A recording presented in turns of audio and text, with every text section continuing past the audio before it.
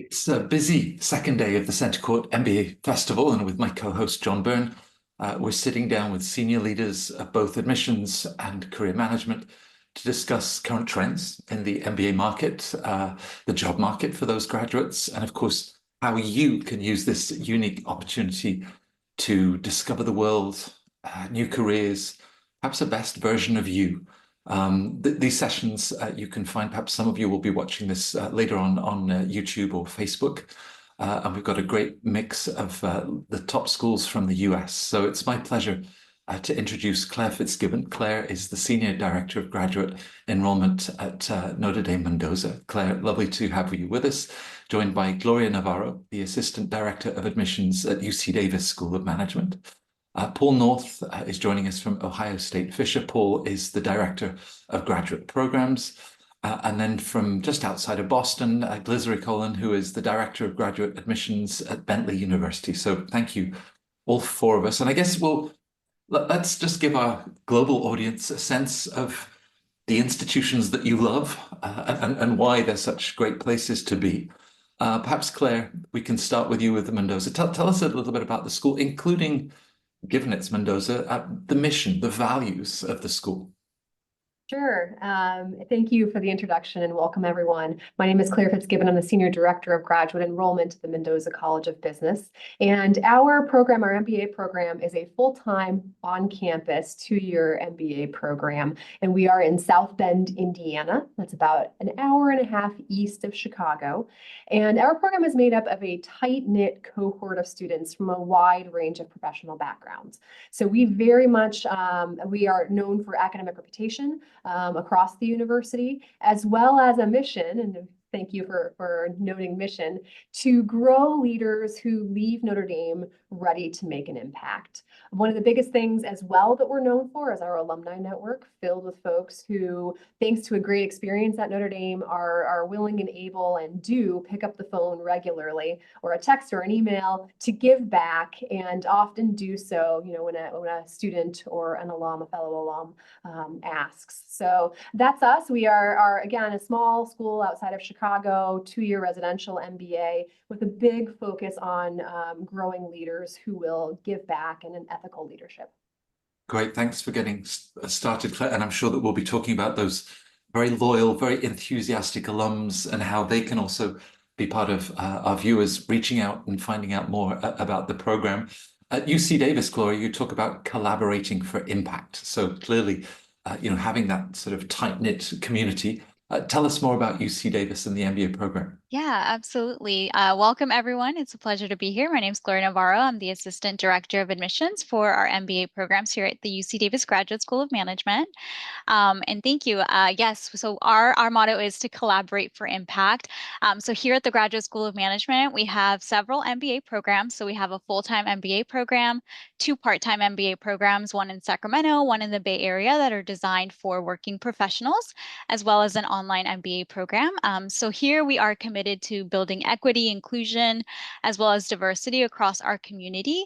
And as an MBA student, you're going to have the opportunity to immerse yourself in a close-knit community that inspires others to achieve, helps others succeed, builds trust, and also challenges you as a collaborative leader. We are located in Northern California, so we're kind of nestled between the state capital of Sacramento, as well as the global innovation hub of our San Francisco Bay Area and the Silicon Valley. We also pride ourselves with our alumni network, who are always willing to reach out to students. And most recently, we're very excited that our Dean of the UC Davis Graduate School of Management, Dean Unova, has been named Dean of the Year this year by Poets and Quants. He was indeed, and my co-host John takes enormous care and thought and puts a lot of research into the articles. I would encourage everybody to look at such a great choice and the impact of his own work. He's been collaborating for impact too. I guess you lead from the front. Paul, for the Fisher School, I like this idea of defining your future. I think it's something I'm still working on, and certainly something that you present to your MBA students. Tell us about Ohio State and the MBA program. So thanks, Matt. Thanks for having me and our program. So the Fisher College of Business, as many of you know, is part of the Ohio State University. We are located in Columbus, Ohio, capital city of the state of Ohio. We live close to Cleveland, Dayton, Cincinnati, Akron, and so forth, and pretty accessible to a lot of cities in the Midwest. Our mission, and I'm going to read this because I keep kind of mixing up the words and stuff like that. So I'll read it out to everyone so you could capture it. The mission of the Fisher College of Business is to create and disseminate ideas, encourage scholarly thinking, and develop principal leaders who serve with impact around the world. And what that means from our graduate programs, and I'm not just representing our full-time MBA program, but also our specialized master's programs, is that you can come in and have some great academic knowledge and professional background experience and so forth. But the crux of the matter is that we would like you to be successful, not just from a perspective where you're thinking about profits for your organization or your business and moving it forward, but also doing it in a very ethical way. Fisher is the largest college on campus. We have about 9,000 undergraduate students and about 1,000 grad students. Our full-time MBA program is about 50 students, so smaller than typical MBA programs, but our selectivity is really high. We receive about 1,300 applications for those 50 seats in the program. We don't intend to grow. Our capacity is 50 students, so we're hoping that we would attract some of the best students to our program. I'll hand it back to Matt. Thank you, Paul. And I'd love to explore over the next 35, 40 minutes that relationship between a business school and the wider institution, because clearly that provides lots of opportunities, no doubt for McCallum at Bentley University, Glycery. So there you are on the doorstep of Boston. Tell us about the program. Yeah, so we're located in Waltham, Massachusetts, just outside of Boston. And I think it's a prime location for students to access the robust business economy, great Boston. And it is a dynamic place for business with areas in finance, technology, healthcare, and education being the largest hubs. In terms of Bentley's mission, it revolves around educating future educators with a strong emphasis of innovation, technology, ethical leadership. We really strive to educate our graduates to really navigate the complexities of a global economy in a way that allows them to have a deep understanding of how business can really help with that, with the data, science, impact, and using integrity, diversity, and inclusion is really a big part of that. We focus on ensuring that students are equipped with positive impact and making sure that they're bringing that to the industry and community. That's part of the mission of Bentley. We also have a couple of different formats, as Gloria mentioned, for formats. We have a few formats with online program, a full-time program that's really focused on pre-professional as well as professional programming that's designed for flexible part-time mindset. And you can really get all of the initiative out of all of the programs. But the one thing that I do like to talk about is that we have this really focus on innovation technology. So really trying to tailor professionals and those who are in learning to explore different technologies. And I think that that's a really big key difference because we leverage that knowledge to really help advance and solve this problem as part of that. So I think that that's what really is unique about our program.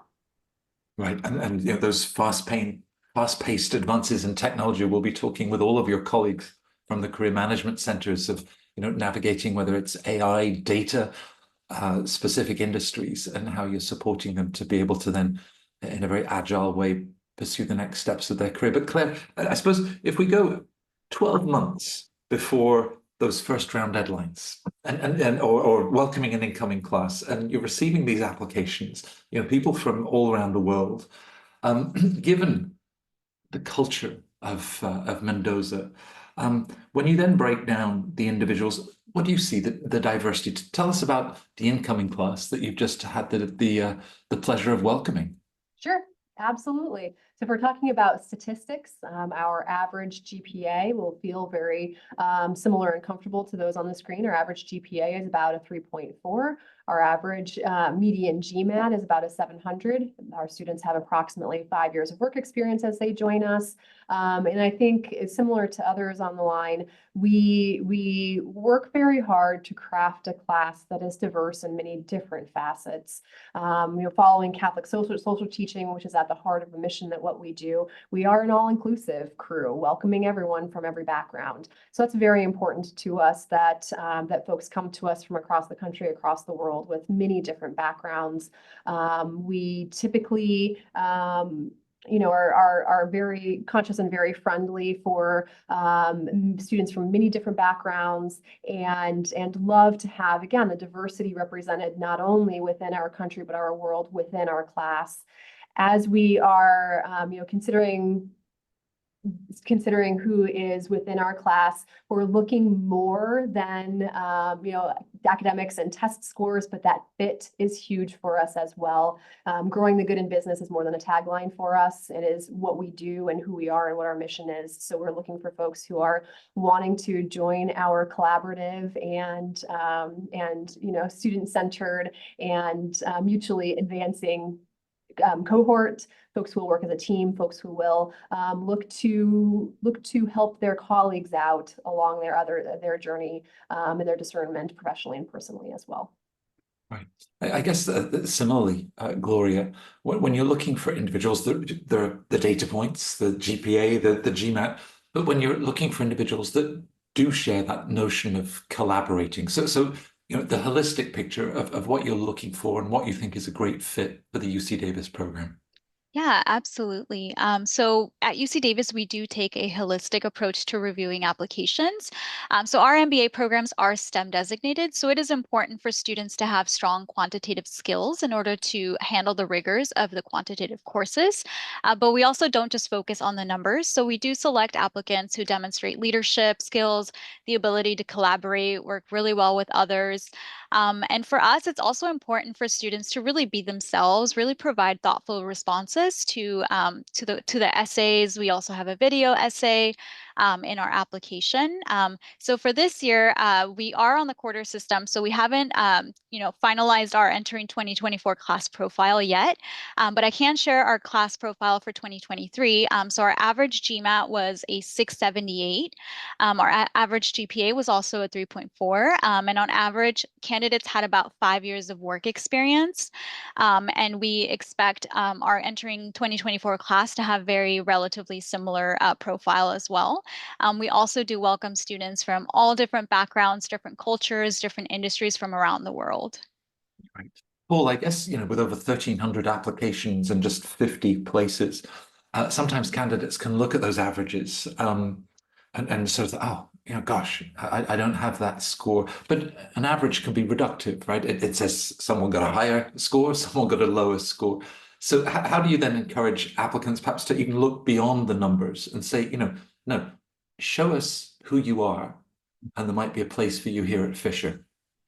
Absolutely. So that's very true for all our programs, where we're throwing out averages, and those are just numbers that we put on our website so people can get ideas to where our students land eventually. But in all reality, if you look at the 80 percentile, it's across the spectrum. So if you look at our average, it's 690 for our GMAT score, but we have 80 percentile from a 659 right up to 710. So people who are looking at an MBA program should realize that they should be picky about what they would like to pursue and see if that MBA program is the right fit for them. And each of our programs have certain things that we bring to the table, and you might be interested in that certain function or industry or functional area that you are wanting to go into, and we might have some expertise in that particular area. Our GPA for our students is about a 3.5 for our incoming students, and that this year is higher than typical. We typically end up with about 3.4 or so, similar to most of the programs that are represented out here. But when you're again considering an MBA program and you look at these numbers on the website, don't be disheartened if you don't fall in that spectrum. As all our colleagues out here talked about, it's a holistic approach. You're looking at other things that you would submit in your application process. And a big thing for us is the whole fit piece from a career perspective, because I'll kind of tell you a dirty little secret, and that is that we want you to be successful. And when you are successful, the dirty little secret is that you look pretty on our books, you know. And so we have a vested interest to make sure that you are successful in your career, not just getting a job, but getting a high-paying job, and you have that career growth that you're aspiring to go after. So be aware of that, the whole focus when applying to an MBA program, that aligning your essays, your interviews, and so forth with the program's ability or core success areas to get you to your future goal is very important. So think about that when you're applying. Think about how things are lining up for that post-MBA job that you're going after. Right. I guess, Glycery, I mean, your job title is, as a director of graduate admission, it's admission, it's not rejection, you know, looking for those great connections and why someone might then thrive and flourish in the program. Given, you know, keeping up with technology, such fast-paced innovation, curiosity, you know, qualities that you like to see that say, yeah, no, this is a candidate that's really going to explore, learn, and get the most out of the program. Is that something you'd be looking for? Program. We do have STEM MBA as well. So looking at some of the programs and their interests, we have students interested in fintech, which is a really big component of some of our financial analytics track. And so there is an emphasis on looking at that. But it's really about what you present in your application that really helps the admissions communities hone in on a candidate. So one of the things that I like to talk about is your communication skills. We all collect essays, but it's even the way you engage with us and how you present what you want to learn at Bentley. So maybe you don't have the breadth of the knowledge of technology that's emerging, or you've explored AI to its fullest potential, but you have an interest, and that is really clear in your application. And it's clear in your engagement and when you communicate with us, when you want to connect with faculty, when you participate in program that's relevant to understanding more about the curriculum. Those things really stand out in the application process. We are a smaller school, so we don't have the volume of applications that some of my colleagues here do have. So we have the opportunity to allow students to engage with us a little bit more and stand out through that engagement process. So that's one. Building relationships with our community pretty early on in our process. Our students are interested in connecting with faculty, career development, to really understand what their degree is going to align with in their career goals. So that's another way of exploring how the technology that you'll learn in our program is aligned with your interest. And I think going back to a point that Paul said, is really doing research on the school, because there are lots of universities, lots of different programs, but each one may offer a unique aspect that is very interesting to you. And it stands out when you've been able to articulate that in your application. It stands out when you're really clear and you understand what you're applying for. And the students who don't, unfortunately, make that cut are those who don't really tell us that. They're the ones who, maybe use a standard application and a standard essay for, maybe 2 or 3 schools. And that shows the admissions committee process. So I think those are really big things. And then the other piece is having self-awareness in the application process, keying in on things that the candidate is sharing about what they've learned and what they want to improve upon. That shows that they really are thinking about the value of education and why it's important to continue to advance it. I often think that applying to business school, obviously hoping for positive outcomes, but it's a gift. You went through your undergraduate studies, you've been working hard in the early stages of the career, and now you have this opportunity to step back and really think deeply about who you are and what you're looking to do. But sometimes, perhaps, Claire, as you think about principled leaders, integrity, some of these different values, that could be as powerful, if not more powerful, coming from somebody else that has observed you, watched you grow and develop. So is that the place where a recommender can really then share their insights and perspectives about a candidate and their value system? Yeah, I think you're exactly right. One of the beauties of the pieces of the application is that it allows for multiple viewpoints. Your own viewpoint within your essay and your interviews and what have you, academic viewpoints and those assessment features.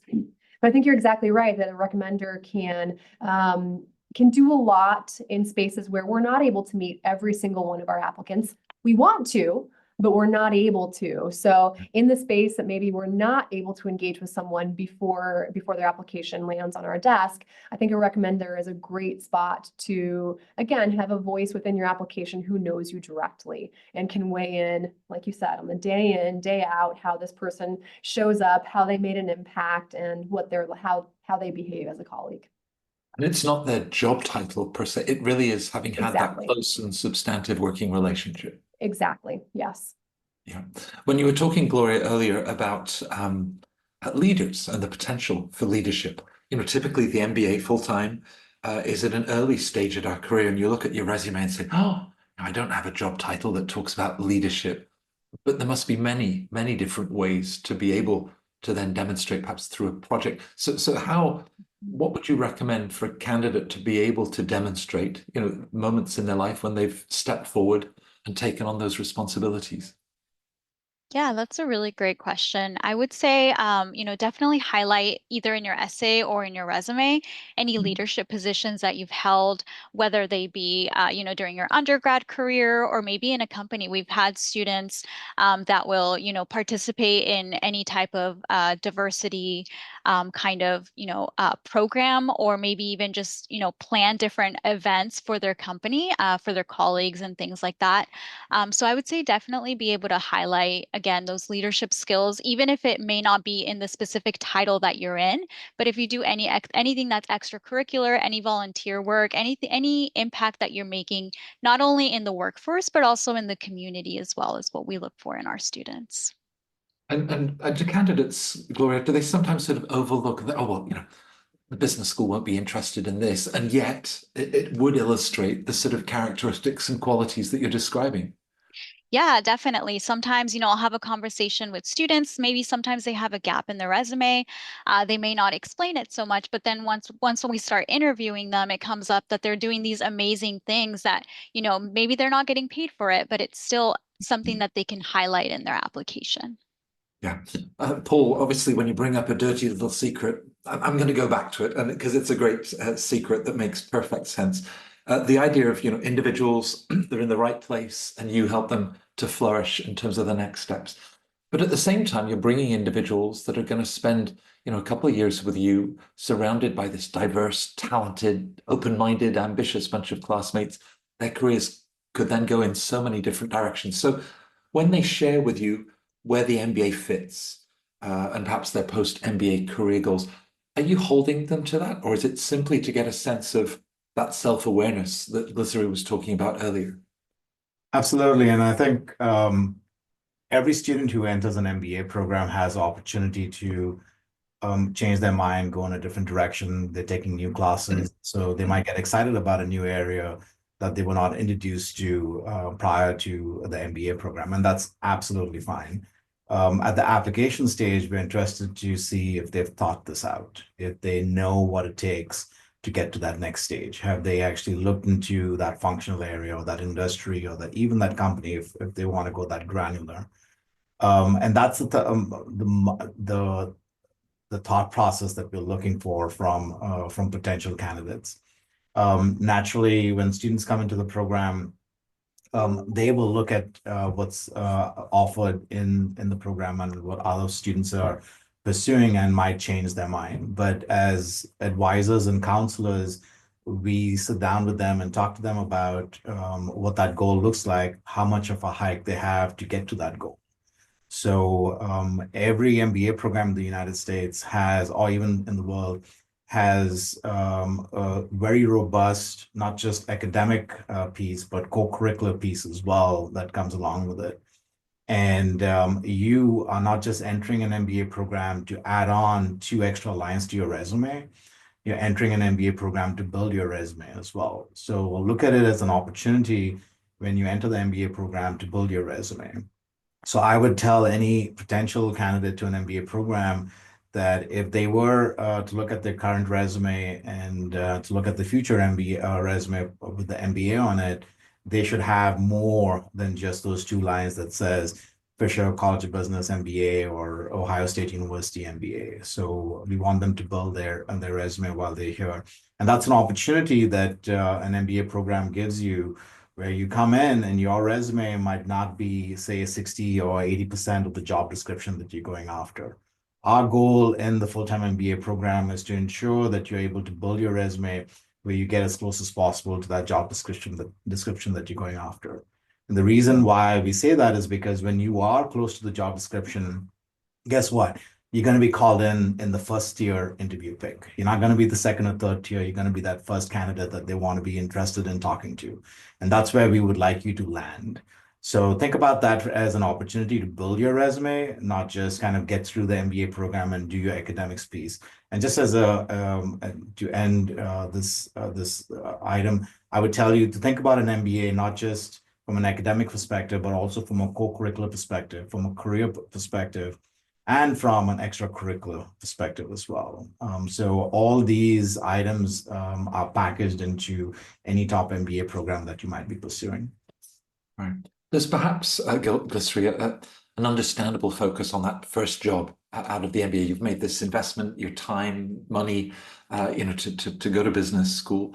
Do you also like to talk with candidates beyond that? It's not just for when you come out of school, but the MBA from Bentley, it's going to serve you, for the 10 years, for the rest of your career. Is that something to really remind them of as they think about the next steps? There's a big focus here in not just the career path, but what kind of leader you want to develop yourself in and how our programs engage you in that process. And that means talking through your journey as a student and what that means after you graduate. And that journey as becoming a student, you're now part of the community. An example of how we're constantly engaging our community as well as partners and different companies. We have a very good relationship with KPMG, which is one of the largest accounting consulting firms. And they are here today to have a talk with the president. And the series is a president speaker series to talk about different things. And we're inviting our alums, community members, current students, applicants, candidates to this. That's an example of how we can always be a lifelong journey in your community, and you're always able to connect with alums. We also have opportunities for our alumni to network throughout the country, and we've also done reunions globally, where we also invite key partners and organizations that we've partnered with to support students. So there's an opportunity to engage in those conversations throughout the entire time. And as Paul said, you might come in as an MBA, you may be exposed to something really interesting through one of these networking sessions, through a conversation with an alumni, that opens up a different pathway. It doesn't necessarily mean that your interests might have changed or, but as Paul said, it's important to come in really with a clear understanding of this is what you want to do and what your career might evolve into that as you are a Bentley student.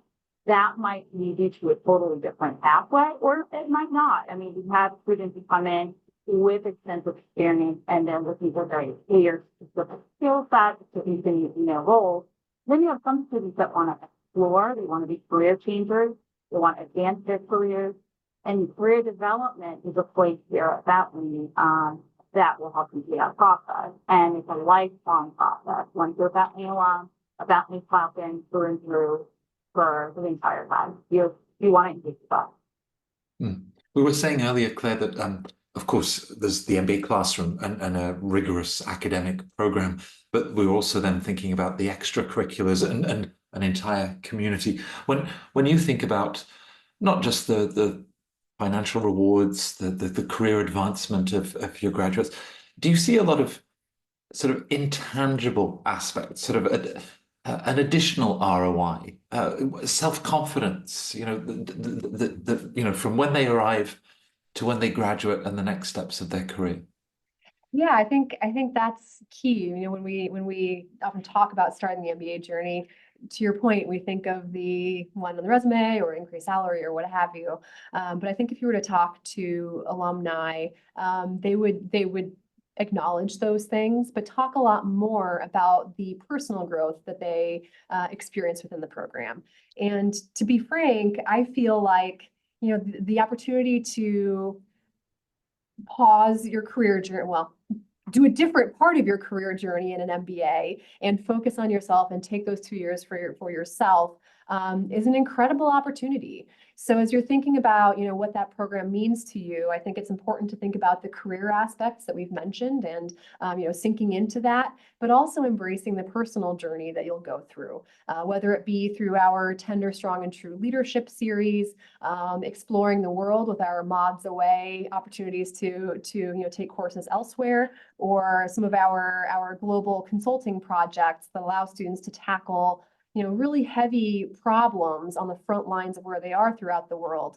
I think those are all opportunities for, to your point, students to grow, to experience new things, to work in teams that are different than the ones that they've worked in the past, to improve their executive presence, to improve their writing skills, to bond and create lifelong friendships. I think all of those things are the aspects of an MBA program that students will, when you ask them about their experience, they'll come to classes, they'll talk about the outcomes, but really they're going to talk about, oh, I went to this awesome place. I took this fabulous class that I never would have had the opportunity to do.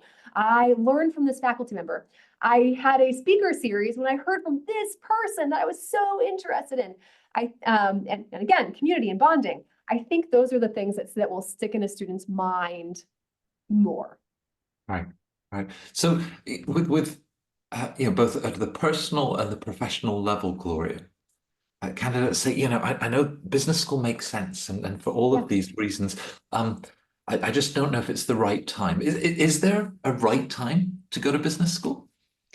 Yeah, This is the right time for you, probably. Yeah. I mean, it's hard for any of us to say the right time is X, Y, and Z. I think the right time is when you think that you are ready for it. I mean, there's certainly an aspect of being too early in your career. There's certainly an aspect of being too late in your career. And you've heard our sweet spots of about 5 years is the experience that our students come in with. But I think that can vary by student. And I think it's discerning when it's the right time in your life, when it's the right time in your career. And I'm guessing that my colleagues on the call here will give the same message that I'm going to give. If you have questions about that, let us know. And we would be happy to talk with you and talk about your resume and your work experience thus far, what it would mean within our programs. We love doing that and appreciate the engagement because it is such a personal choice. You need to come into an MBA program knowing what you want out of it. And so that discernment leads to different timing for students depending upon their personal situations. Gloria, I'm sure that you and your colleagues at UC Davis, you have those conversations. Perhaps someone just 2 or 3 years out of college, someone that's reached the age of 30. What sort of guidance do you give them that each situation is unique and personal? Yeah, I think it's really important, as my colleague here was saying, it's important to connect with the admissions team for guidance. We always, our goal in admissions is to give students the knowledge and confidence that they need in order to select the right program that is the best fit both for their academic and professional goals. And knowing when to go into the program is also important for them. So as I had mentioned before, we have various MBA programs. So a lot of our students that go through our full-time MBA program, a lot of them will want to do a career pivot. Our international students are looking to gain global experience, whereas somebody in our part-time program may be at a time in their career where, they might have 10 or so years of work experience, but they're really ready to kind of take that next step into more of a management role. And so that's kind of where, you know, the importance of really talking to an admissions team member will kind of have those conversations with the students in order to help them choose the best program for their needs. And I think it's also really important to talk about with alumni and current students. You know, our alumni on LinkedIn, you can always reach out to them. There's students that, you know, you will see an alumni on there and you think, oh, I want to do what they're doing. You know, let me reach out and see what steps they took to get to the position that they are, because I want to be there. And I think that the best way to learn about a program and about, you know, experiences is to talk to those alumni, to talk to the current students, because they have been in your shoes when they were choosing a program. So we also have at UC Davis, we have ambassadors who really enjoy talking to the students about their experiences, sharing their perspectives about life as a current student. And so that's, you know, definitely, I would encourage you to really make those connections with the admissions team, alumni, current students. Right. Now, you mentioned, Gloria, LinkedIn, and I can Yes. type in maybe a company or a school and find it's a big digital network. Paul, when I make the distinction, because, you know, being part of Fisher, part of Ohio State, is there a difference between a network and how you might use that network and a community, which I think all four of your business schools offer? Yeah, and you know, I think it was Walt Disney that said this. He said, "It's not about who you know, but who knows you." And so, think about that from an engagement, relationship building, and network, because some of our universities are huge. I mean, as many of you know, Ohio State University is a huge university in the United States. Large undergraduate population, large graduate population as well. And you need to, like we talked about, full-time MBA program is a smaller entity within this big university. And there are alumni that are very engaged with the program. And that's what we value. I think it's not about saying, well, we have 500,000 living alumni or 100,000 Fisher alumni or 400,000 Fisher alumni, whatever. It's more about the engagement that takes place between those groups. The blessing that we have is that we are in a good-sized metropolitan city. Columbus is, I think, the 14th largest city in the United States. There's a lot of opportunities out here and companies headquartered out here in Columbus. And so if we have students that graduate from our program, it might not be folks that's going far away from where they've graduated. They might be just 10 miles down the road or 2 miles down the road. And it's easy to connect with those alumni face to face and have those conversations about different functional areas or industries. And that's the benefit that we would bring to the table and capitalize on the city that we live in. Be aware of not just the community in terms of the size, the overall size, but also the engagement that takes place within that community. I would give more credence to the engagement that takes place than the actual raw numbers itself. Right. And having engaged alumni at Glycerin, when our viewers are looking to find out more, a great place to start. So advice, and also perhaps, you know, respecting that these alums are busy, you know, they have lots of other commitments. So how a discussion that they might have about their Bentley experience respects that and doesn't just, you know, share information that was on the website anyway. But what would you recommend to have a really meaningful discussion with an alum of the program? I would say come to one of our international or national meet and greets. We're everywhere, and we have opportunities to have very thoughtful and engaging conversations with our community. We have programming throughout the year where we have larger alumni representation in different parts of the United States. And then we have smaller individualized one-on-one meetings with our alumni community. We also have programming with alumni in more formats of this nature where we invite them to talk about their experiences And oftentimes they're willing to connect with students. They're very eager to want to know more.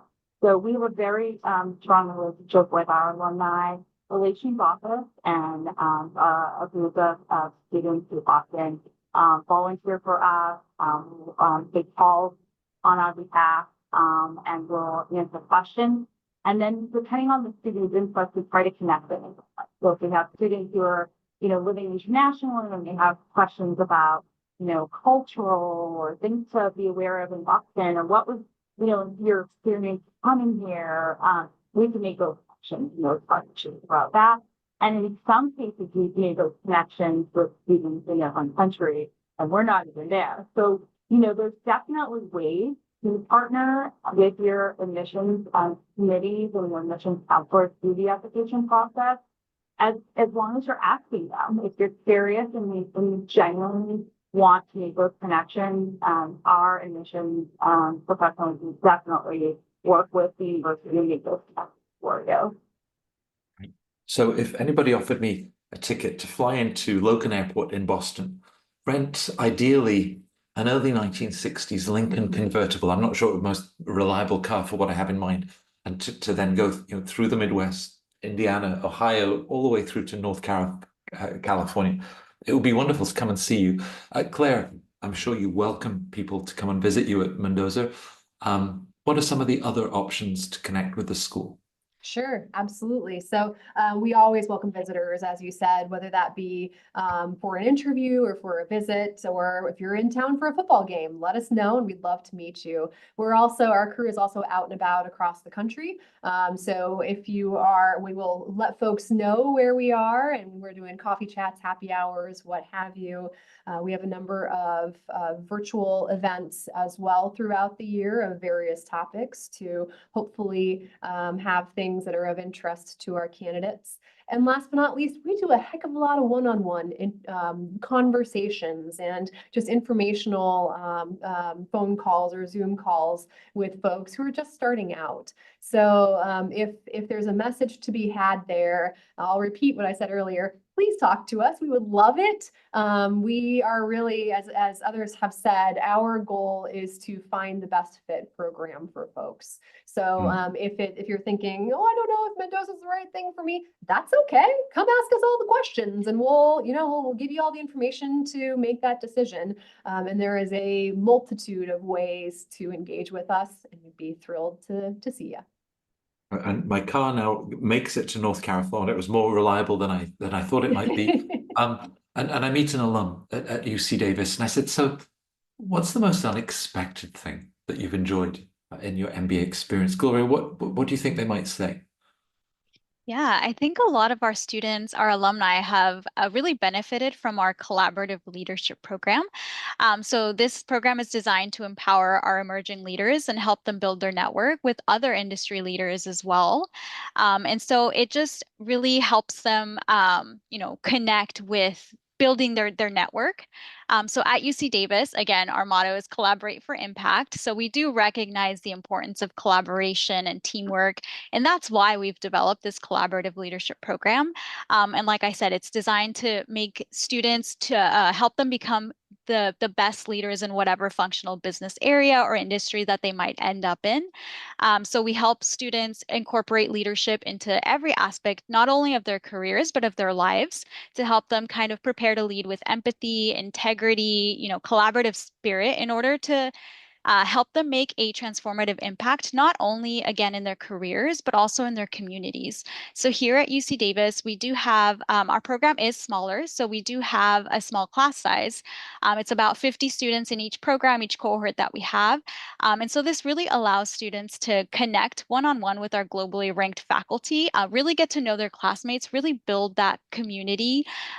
We have opportunities for students to share their cultures. So we have community events where the students get to plan, these cultural events and just share a piece of their culture. And I think a lot of the alumni would say that that's, one of the highlights of their time in the MBA program, is just learning about all these different cultures, bringing in people from all over the world.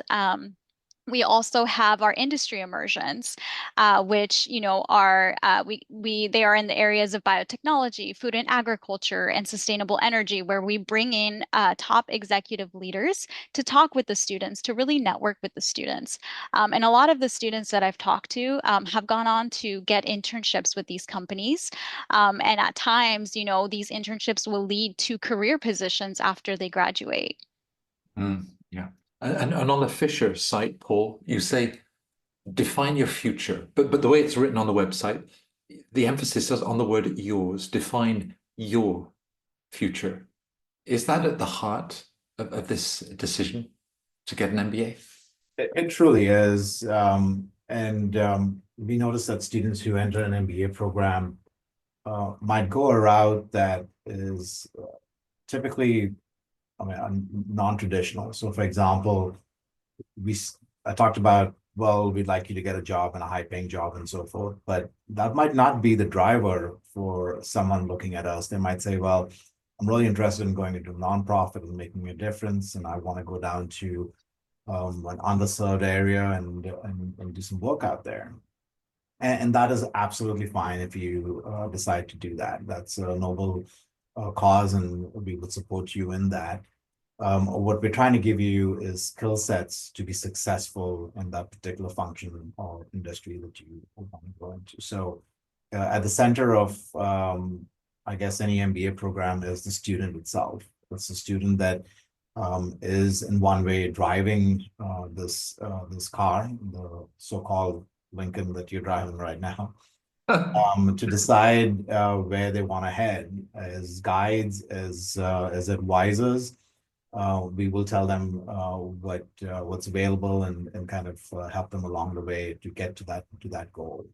Eventually, when they reach a point, and it comes pretty fast in terms of deciding what route to take in terms of a career, industry, and so forth. It's typically in your first year, and just a few weeks into your MBA program, you got to decide where do you want to go intern, and because the company's on campus the very next month that you arrive on campus. And if you don't have everything packed in and ready to tell your story, then you lose out on an opportunity to go hunting for a great internship. And that's where we tell our students, yeah, you can think about different areas that you want to get into, but make up your mind fast, because every day that goes by is an opportunity that may be lost in terms of building skill sets in that area that you want to go after, and that goal that you're going to set up for yourself. And so we try to tell our students about that journey that they're embarking on, and to be very decisive in terms of their decisions that they're making. Right. A final word, Glycerin. It's graduation day. Candidates, matriculating students that you met 18 months, 2 years before, and now here they are at the end of the program. Can you see the difference? Oh, absolutely different. Some of them have expressed job security right away. Their demeanor, they're enthusiastic about going up to the workforce, feeling confident, is a big part of that, especially with our international students who often come here and they're learning how to adjust the culture. They are focusing on their communication skills and honing in on that. We play a huge part in business and career development as part of their growth with our full-time students, which is a big part of that, through internships, through our career development programming, which starts before they actually enroll. So we're doing programming for them even before they start their program, to really get them to think early on about the type of career path they want, or the type of internships they might be interested in once they're here. So all of those things are helping them develop those skill sets in preparation for that. So just seeing that change for students really just makes us feel good, right? It feels like we did our job and they are ready. They're ready for the workforce. And the other piece that I would like to say it's very clear when I often connect with organizations or I'm having conversations with people from employers that tell us, oh, we have so many family university employees. They're so well prepared.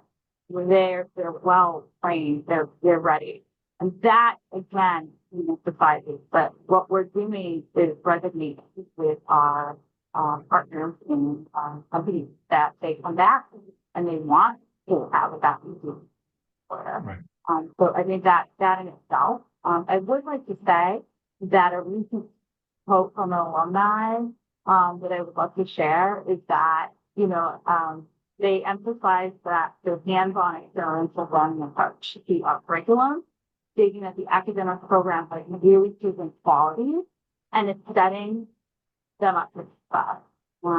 And that can speak to the real world application that we provide. That's a direct quote from the alumni. So whether we make that journey in that Lincoln convertible, we hope that Centre Court is in the early stages of a journey. It's going to be an inspiring journey. It's going to be a rewarding, self-fulfilling journey. And it's often about the people that you meet along the way. So I want to thank all four of you for joining us in these early stages of the journey with our viewers from all over the world. Claire, Paul, Gloria, Guthrie, it was great having you with us at Centre Court. Following this, we'll have your colleagues talking about the careers perspectives and all of those different opportunities and why it's so meaningful. So thank you very, very much for joining us. Thank you, Matt. Thank you. Thank Bye-bye. you for having us.